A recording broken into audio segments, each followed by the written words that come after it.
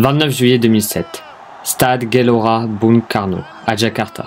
72e minute. Mahmoud domine le portier saoudien Yasser Al-Mozaïm dans les airs et catapulte le ballon au fond du but malgré la présence de 2 défenseurs sur la ligne.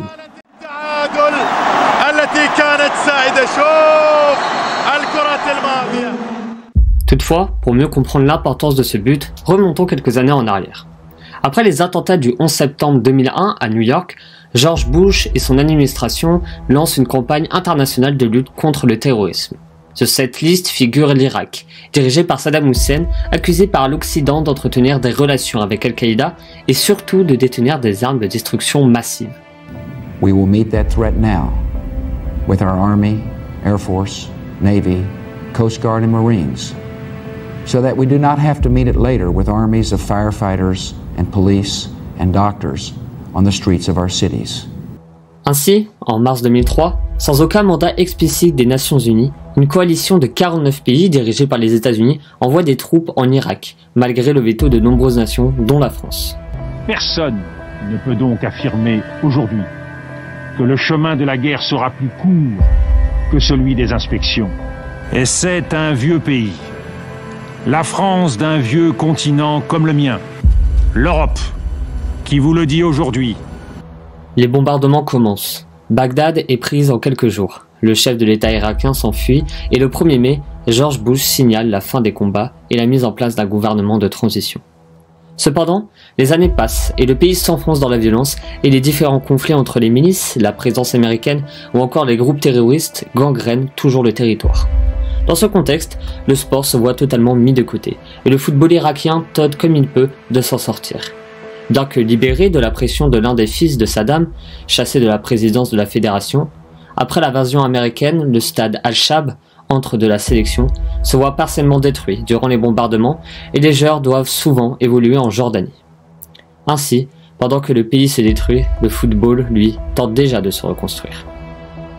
Bonjour et bienvenue dans ce premier épisode de Géosporétique où nous allons nous plonger dans un nouveau chapitre de la grande histoire du sport dans lequel les lions de la Mésopotamie nous prouvent que le sport peut créer de l'espoir là où autrefois il n'y avait que du désespoir.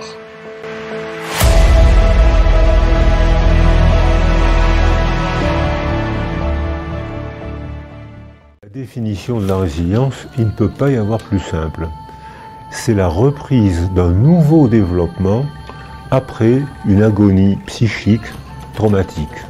En août 2004, lors des Jeux Olympiques d'Athènes, l'Irak, en plein chaos quelques mois seulement après l'invasion de la coalition américano-britannique, va poser son nom à côté de cette définition en guise d'illustration. L'équipe attend la compétition avec un seul maillot par joueur et sans repère, le sélectionneur allemand Bernd Stang ayant décidé de quitter par crainte pour sa vie, la situation en Irak devenant intenable. Décimé mais pas abattu et poussé par les 2500 supporters irakiens exilés, tout simplement survoltés par la simple présence de leur équipe dans la compétition, l'équipe entame sa compétition face au Portugal d'un tout jeune joueur nommé Cristiano Ronaldo. Portugal showed they were going to play offensive and they did it. Game over. Iraq is a winner in a big upset.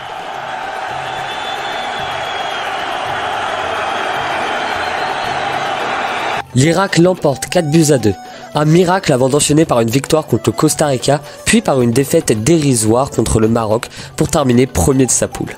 Dans un pays où le football est partout, mais l'électricité nulle part, les supporters ne cessent de soutenir les lions de la Mésopotamie.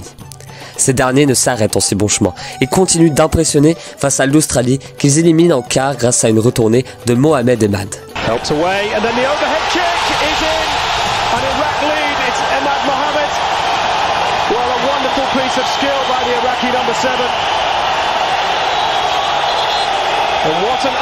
L'histoire continue avec une discipline non officielle des Jeux Olympiques, à savoir la récupération politique.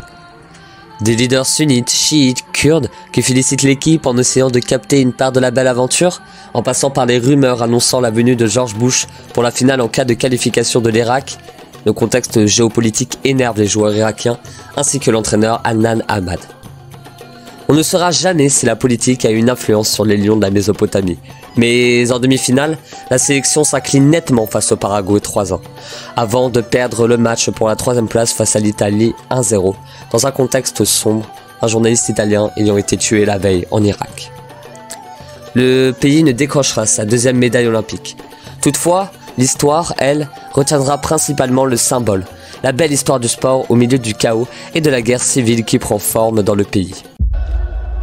Si la démocratie c'est le pouvoir de la majorité, alors la majorité aujourd'hui veut que l'occupation cesse.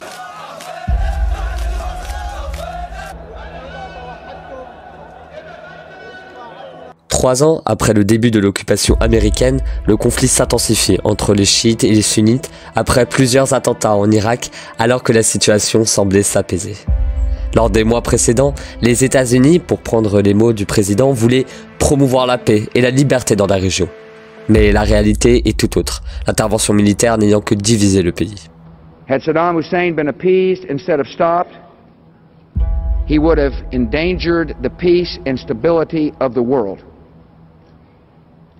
Yet this aggression was stopped by the might of coalition forces and the will of the United Nations. On assiste donc à un déplacement constant de la population selon les zones de guerre et un durcissement identitaire de chacune des communautés du pays. La violence est partout et le conflit aurait engendré plus de 100 000 morts, dont une grande majorité de civils, un chiffre sûrement sous-évalué et remis en cause par un grand nombre d'ONG. C'est ainsi que se termine ce premier épisode de Géopolitique, Irak 2007, lorsque le sport crée de l'espoir, là où il n'y a que du désespoir. Les qualifications ainsi que le parcours jusque dans le dernier carré de l'Irak lors de la Coupe d'Asie 2007, c'est le thème du prochain épisode.